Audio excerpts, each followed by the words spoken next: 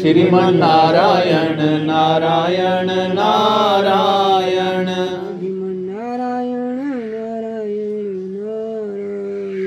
भजमन्नारायण नारायण नारायण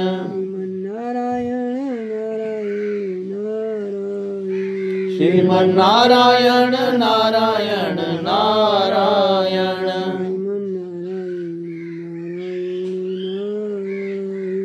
भजमन्नारायण नारायण नारायण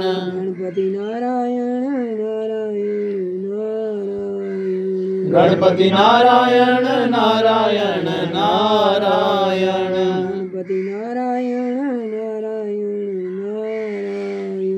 गणपति नारायण नारायण नारायण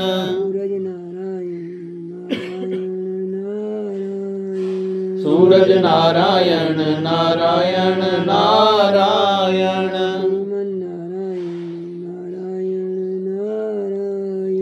श्रीमन्नारायण नारायण नारायण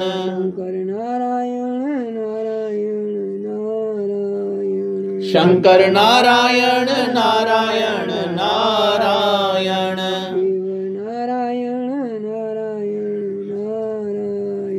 शिव नारायण नारायण नारायण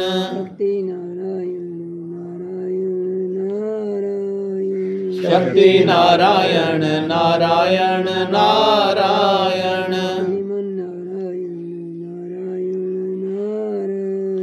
श्रीमन्नारायण नारायण नारायण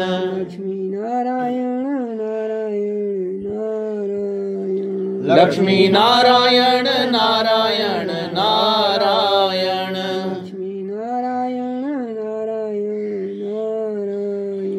लक्ष्मी नारायण नारायण नारायण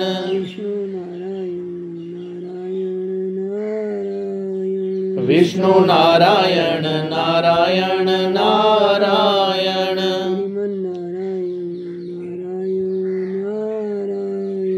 श्रीमन्नारायण नारायण नारायण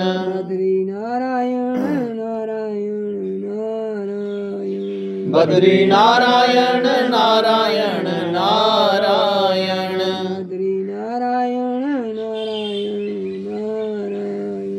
बद्री नारायण नारायण नारायण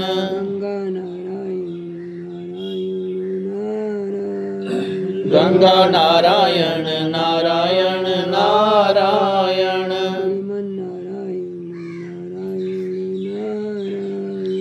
भजमन्नारायण नारायण नारायण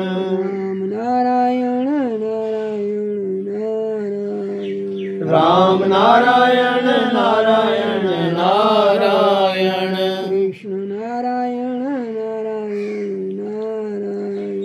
कृष्ण नारायण नारायण नारायण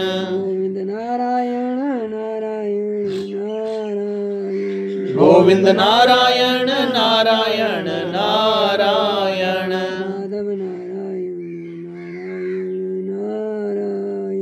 माधव नारायण नारायण नारायण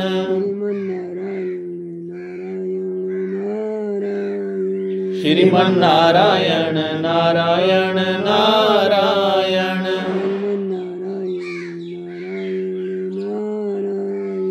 भजमन्नारायण नारायण नारायण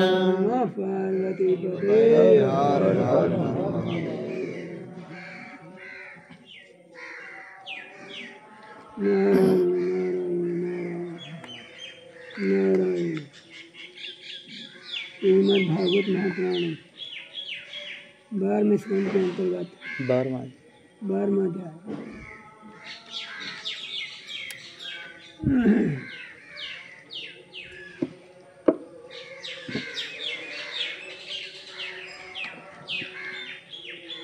श्रीमद् भागवत की संक्षिप्त विषय सूची।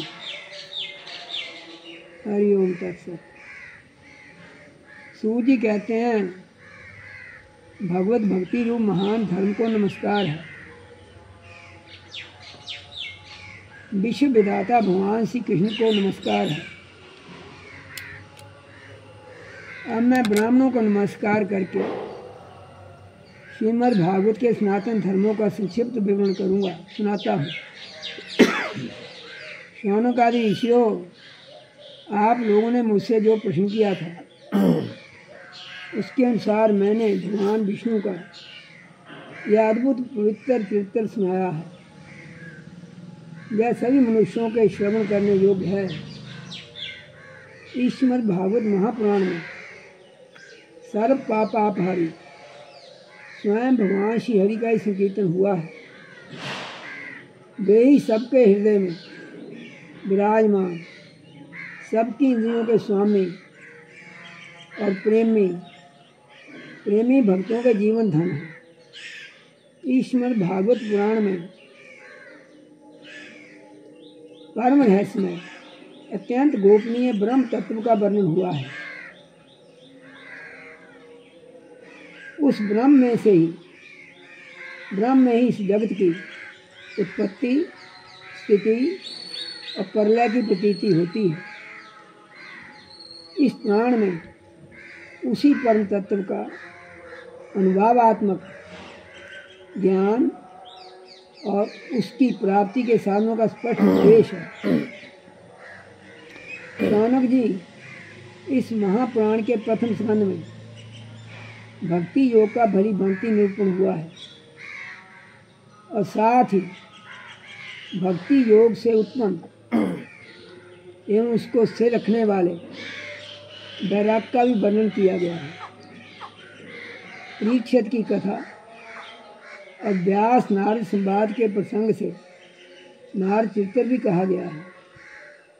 राजर्षि परीक्षित ब्राह्मण का शाप हो जाने पर किस प्रकार गंगा तट पर अनशन व्रत लेकर बैठ गए और ऋषि पर्वत श्री सुखदेव जी के साथ किस प्रकार उनका संवाद प्रारंभ हुआ, ये कथा भी प्रथम स्कंद में ही है। योग धारणा के द्वारा शील त्याग की विधि,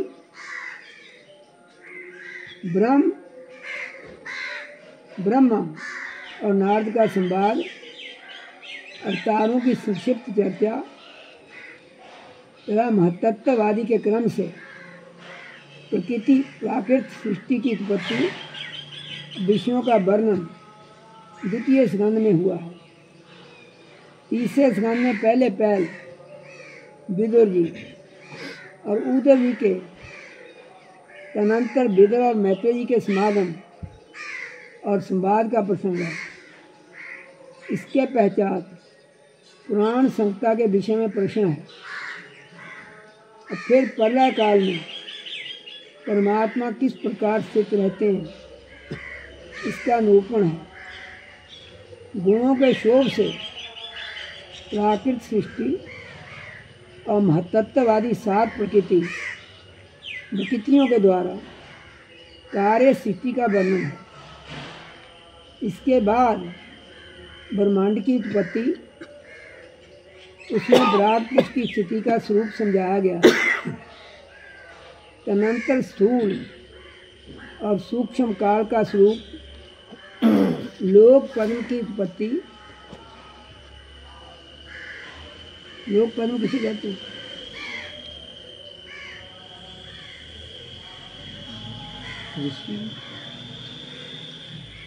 ब्रह्मा जी पद्म कमल तो पैदा हुए कि नहीं, लोक पद्म उसको कहते हैं।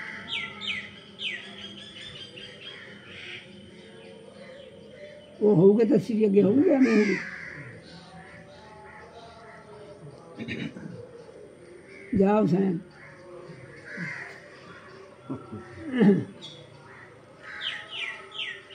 लोक पद्म की उत्पत्ति प्रलय समुद्र से पृथ्वी का उद्धार करते समय ब्रह्मा भगवान के द्वारा हिरण्याक्ष का वध, देवता, पशु, पक्षी और मनुष्यों की सृष्टि एवं रुद्रों की उत्पत्ति का प्रसंग है। इसके पश्चात उस अर्धनारी नर के स्वरूप का विवेचन है।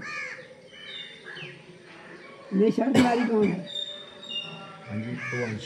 हाँ, विवेचन है जिससे स्वयंभू मनु स्त्रियों की अत्यंत उत्तम आद्या प्रकृति शतरूपा का जन्म हुआ कर्दम प्रजापति का चरित्र, उनसे मुनि पत्नियों का जन्म, महात्मा भगवान कपिल का अवतार, फिर कपिलदेव और उनकी माता देवहूति के संवाद का प्रसंग आता है तीसरे स्कंद में सारा में। चौथे स्कंद में मरीचि आदि 9 प्रजापतियों की उत्पत्ति, दक्ष जग का विध्वंस, राजर्षि ध्रुव पृथु का चरित्र का प्राचीन बर्री और नारदी के संवाद का वर्णन है। 5वें स्कंद में प्रिय व्रत का उपाख्यान, नाभि, ऋषभ और भरत के चरित्र, दीप, वर्ष, समुद्र, पर्वत और नदियों का वर्णन, ज्योतिष चक्र के विस्तार एवं पाताल तथा नरकों की स्थिति का निरूपण हुआ है। शौनकादि ऋषियों 6ठे स्कंद में ये विषय आते हैं। प्रचेताओं से दक्ष की उत्पत्ति, दक्ष पुत्रियों की संतान देवता, असुर, मनुष्य, पशु, पर्वत और पक्षियों का जन्म, कर्म, वृत्रासुर की उत्पत्ति और उसकी परम गति। अब 7वें स्कंद के विषय बताए जाते हैं। इस स्कंद में मुख्यतः दैत्यराज हिरण्यकशिपु और हिरण्याक्ष के जन्म कर्म, इन दैत्य शिरोमणि महात्मा प्रहलाद के उत्कृष्ट चित्र का निरूपण हुआ है। 8वें स्कंद में मनमंत्रों की कथा, गजेंद्र मोक्ष, विभिन्न मनमंत्रों में होने वाले जगदीश्वर भगवान विष्णु के अवतार, कुरम, मत्स्य, वामन, तन्वंतरी, हयग्रीव आदि अमृत प्राप्ति के लिए देवताओं का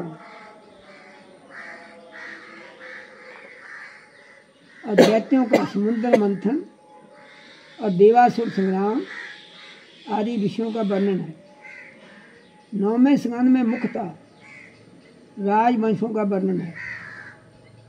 इक्ष्वाकु के जन्म, कर्म, वंश, विस्तार, महात्मा सुमन, इला एवं तारा के उपाख्यान का, इस सब का वर्णन किया गया है।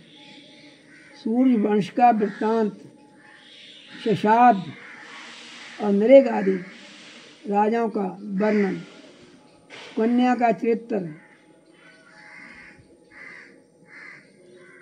श्रेयाति, खटवांग, मानदाता, सौबरी, सगर, बुद्धिमान का कुस्त और कौलेशंद, कौशलेंद्र, भगवान राम के सर्व पापहारी चित्र का वर्णन भी इसी स्कंद में है।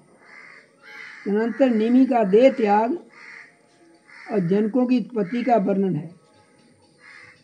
भृगुवंश शिरोमणि परशुराम जी का क्षत्रिय संहार, चंद्रवंशी नरपति पूर्वा, ययाति, नहुष, दुष्यंत नंदन भरत, शंतनु और उनके पुत्र भीष्म आदि की संक्षिप्त कथाएं भी नवम स्कंद में ही है। सबके अंत में ययाति के बड़े लड़के यदु के वंश का विस्तार कहा गया है। शौनक आदि ऋषियों इसी यदु वंश में जगतपति भगवान श्री कृष्ण ने अवतार ग्रहण किया था। उन्होंने नेक रत्नों का श्रृंगार किया। उनकी लीला इतनी है कि कोई पार नहीं पा सकता। फिर भी 10वें स्कंद में उनका कुछ कीर्तन किया गया है।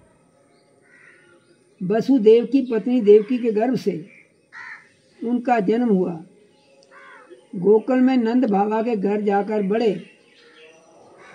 पूतना के प्राणों को दूध के साथ पी लिया। बचपन में ही छकड़े को उल्ट दिया। तृणावर्त, बकासुर एवं बत्सासुर को पीस डाला। सब परिवार धेनुकासुर और प्रलंबासुर को मार डाला। दावानल से घिरे हुए गोपों की रक्षा की। कालिए नाग का दमन किया। अजगर से नंद बाबा को छुड़ाया। इसके बाद गोपियों ने भगवान को पति रूप से प्राप्त करने के लिए व्रत किया और भगवान श्री कृष्ण ने प्रसन्न होकर उन्हें अभिमत वर दिया। भगवान ने जग पत्नियों पर कृपा की। उनके पतियों ब्राह्मणों को बड़ा पश्चाताप हुआ।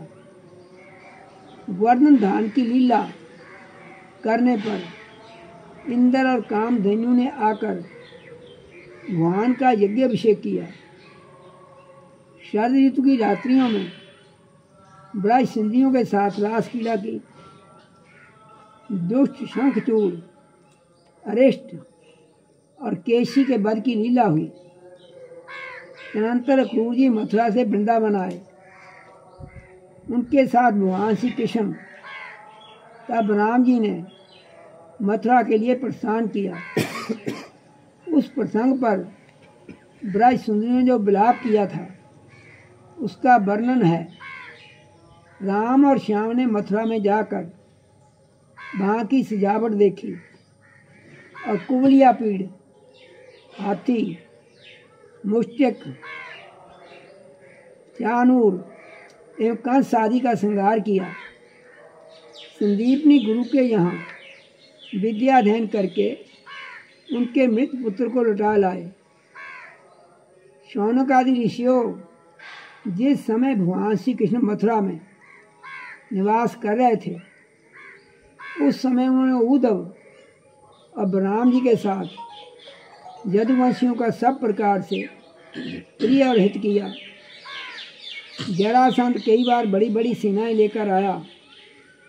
अब भगवान ने उनका उद्धार करके पृथ्वी का भार हल्का किया। काले यवन को मुचकुंद से भस्म करा दिया। द्वारकापुरी बसाकर रातों रात सबको वहाँ पहुँचा दिया। स्वर्ग से कल वृक्ष एवं सुधर्मा सभा ले आए। भगवान ने दल के दल शत्रुओं को युद्ध में पराजित करके रुक्मिणी का हरण किया। बाणासुर के साथ युद्ध के प्रसंग में महादेव जी पर ऐसा बाण छोड़ा कि वे जम्बाई लेने लगे। इधर बाणासुर की भुजाएं काट डाली।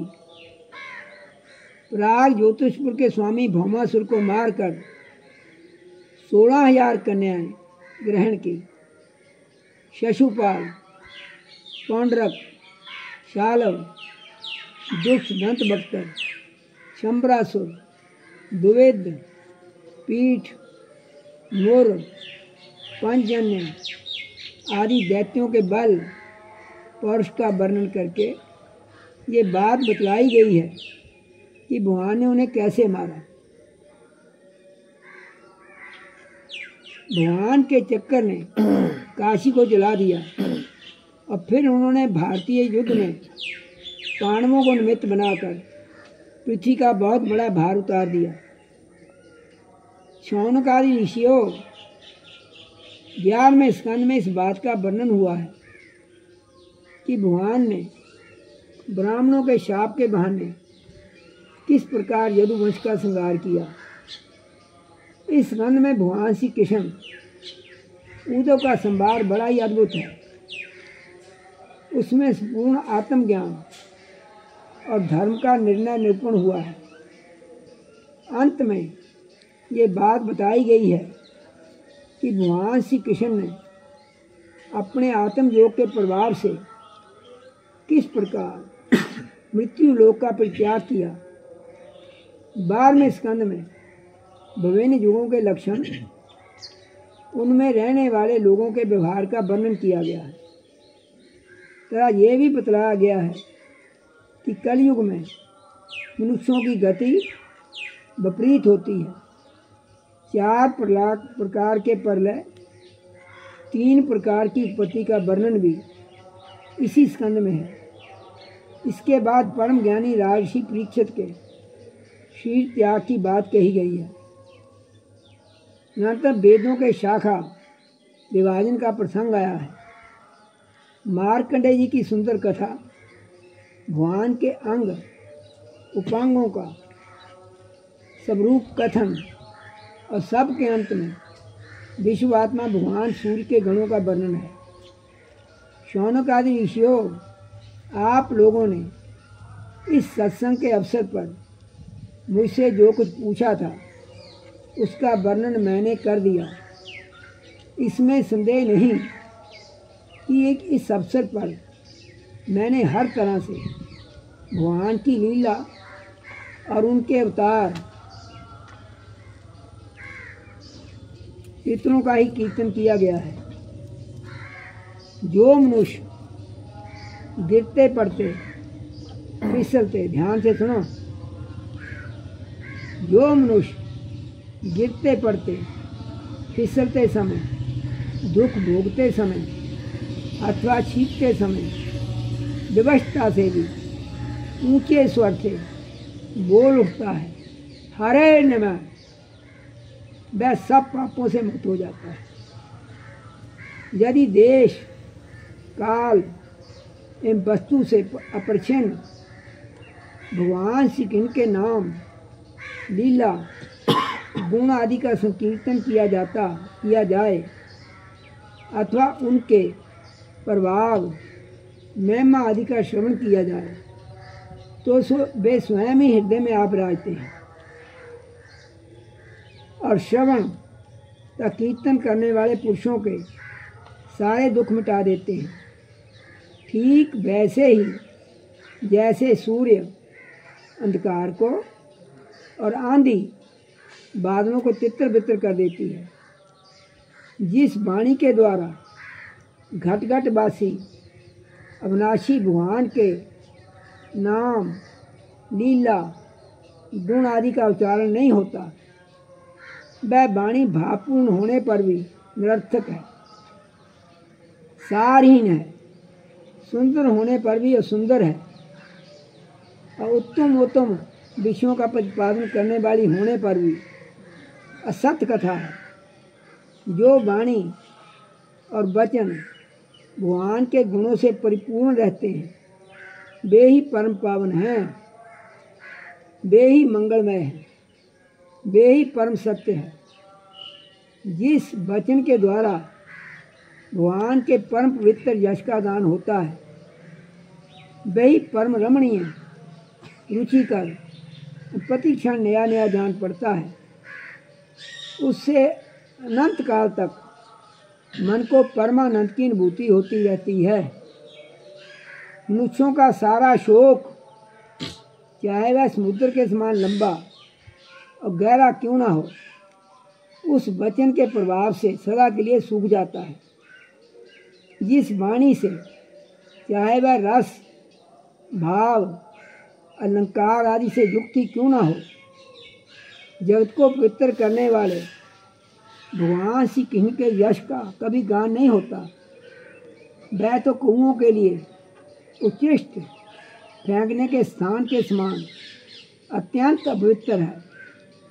मान सरोवर निवासी हंस अथवा ब्रह्म धाम में विहार करने वाले भगवत चरणारविंदाश्रित परमहंस भक्त उसका कभी सेवन नहीं करते। निर्मल हृदय वाले साधु जन तो वही निवास करते हैं जहाँ भगवान रहते हैं। इसके विपरीत, जिसमें सुंदर रचना भी नहीं है और जो व्याकरण आदि की दृष्टि से दूषित शब्दों से युक्त भी है, परंतु जिसके प्रत्येक श्लोक में भगवान के यश सूचक नाम जड़े हुए हैं, वह वाणी लोगों के सारे पापों का नाश कर देती है। क्योंकि सत्पुरुष ऐसी वाणी का श्रवण, गान और कीर्तन किया करते हैं। वह निर्मल ज्ञान भी जो मोक्ष की प्राप्ति का साक्षात साधन है। यदि भगवान की भक्ति से रहत हो तो उसकी उतनी शोभा नहीं होती। फिर जो कर्म भगवान को अर्पण नहीं किया गया वह चाहे कितना ऊंचा क्यों ना हो, सर्वदा अमंगल रूप दुख देने वाला ही है। वह तो शोभन वर्णीय हो ही कैसे सकता है। वर्ण आश्रम के अनुकूल अनुकूल आचरण, तपस्या और अध्ययन आदि के लिए जो बहुत बड़ा परिश्रम किया जाता है, उसका फल केवल यश अथवा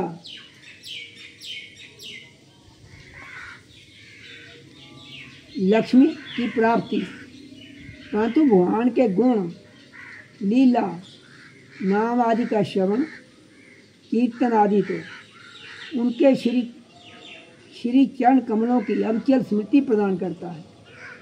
भगवान श्री कृष्ण के चरण कमलों की अविचल स्मृति सारे पाप, ताप और अमंगलों को नष्ट कर देती है और परम शांति का विस्तार करती है। उसी के द्वारा अंतःकरण शुद्ध हो जाता है, भगवान की भक्ति प्राप्त होती है एवं परम वैराग्य से युक्त भगवान के स्वरूप का ज्ञान तथा अनुभव प्राप्त होता है। शौनक आदि ऋषियों, आप लोग बड़े भाग्यवान हैं, धन्य हैं, क्योंकि आप लोग बड़े प्रेम से निरंतर अपने हृदय में सर्वांतर्यामी, सर्वात्मा, सर्वशक्तिमान, आदिदेव, सबके राध्य देव एवं स्वयं दूसरे राध्य देव से रहित नारायण भगवान को स्थापित करके भजन करते रहते हैं।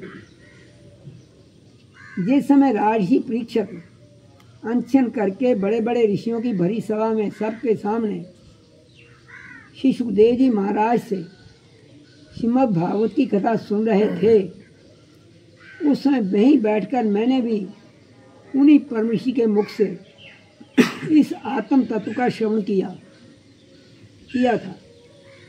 आप लोगों ने उसका स्मरण कराकर मुझ पर बड़ा अनुग्रह किया है।